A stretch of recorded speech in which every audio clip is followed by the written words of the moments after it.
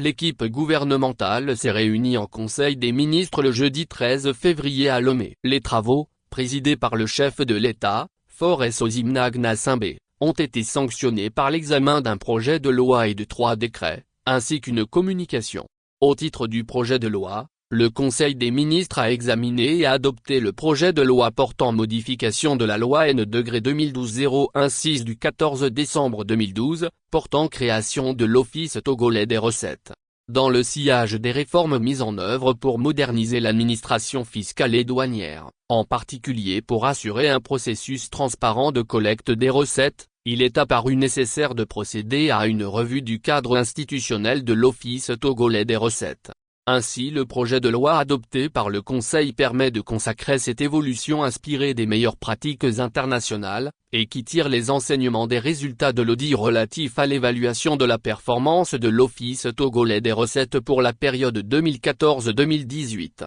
Le texte vise à renforcer la gouvernance, notamment la tutelle ministérielle, accroître l'efficacité du conseil d'administration, et promouvoir la célérité des procédures. Il permettra à notre pays d'avoir un office des recettes plus moderne, efficace et transparent, capable de relever les défis auxquels sont confrontées les administrations fiscales et douanières. Au titre des décrets, le Conseil des ministres a examiné et adopté le décret portant approbation des critères de répartition des dotations du Fonds d'appui aux collectivités territoriales, exercice 2025, pour le compte des régions. L'exercice, par les collectivités territoriales, de compétences transférées par l'État induit la nécessité d'un transfert concomitant des ressources correspondantes. Ainsi, en plus de leurs ressources propres, les collectivités territoriales bénéficient d'un mécanisme national de financement dénommé Fonds d'appui aux collectivités territoriales. Les critères de répartition des dotations annuelles de ce fonds sont soumis à l'approbation du Conseil des ministres. Pour l'exercice 2025,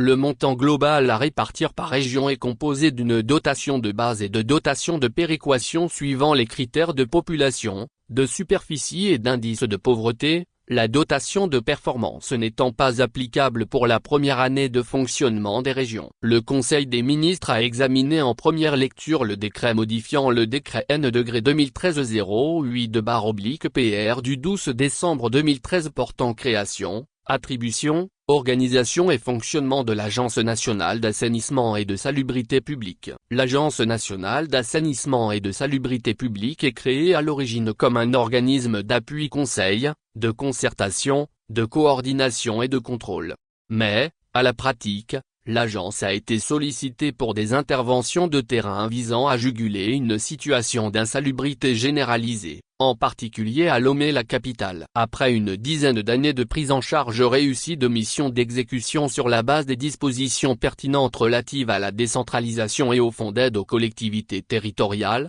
il y a lieu de réaliser une réorientation du cadre réglementaire de l'Agence nationale d'assainissement et de salubrité publique, en arrimant son texte fondateur à son activité effective. C'est l'objet de ce décret qui devra notamment prendre en compte les réalités de l'administration décentralisée ainsi que l'existence du district autonome du Grand Lomé pour une répartition des attributions et des responsabilités de chaque intervenant dans la chaîne de l'assainissement et de la salubrité, pour garantir aux populations un environnement public propre et un cadre de vie sain. Le Conseil des ministres a examiné en première lecture le décret fixant les attributions et le fonctionnement des conférences administratives régionales et préfectorales. La mise en œuvre de la réforme 5 de la feuille de route gouvernementale Togo 2025 intitulée Décentralisation et déconcentration de l'État exige une coordination renforcée entre les différents acteurs au niveau local, pour favoriser la synergie des stratégies, réflexion et action en vue d'un développement national harmonieux. Le décret fixant les attributions et le fonctionnement des conférences administratives régionales et préfectorales va permettre d'assurer la cohérence des politiques de développement,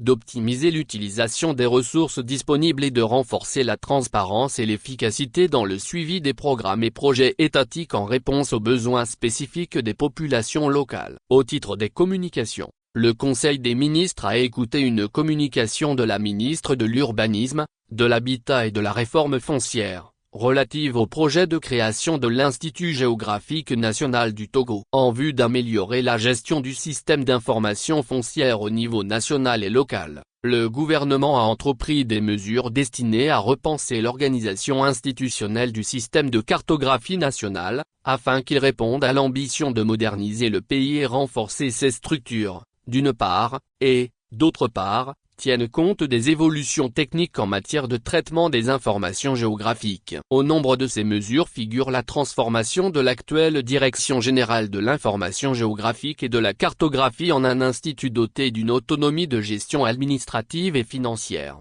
Fait à Lomé, le 13 février 2025. Le Conseil des ministres,